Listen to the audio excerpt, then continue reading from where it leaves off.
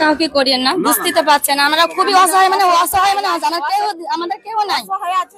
শাশু শ্বশুর না, মা বাবার দিকে কারই না, আমরা কোথায় যে যাবো তারই না, আমরা এই আশা নিয়ে আপনার কাছে আছি, আমাদের কিচ্ছু নাই খো, আমরা নিঃস্ব মানে নিঃস্ব, ছোট ছোট ছেলে সব ঘরে থাকছি, আমাদের কেউ নাই,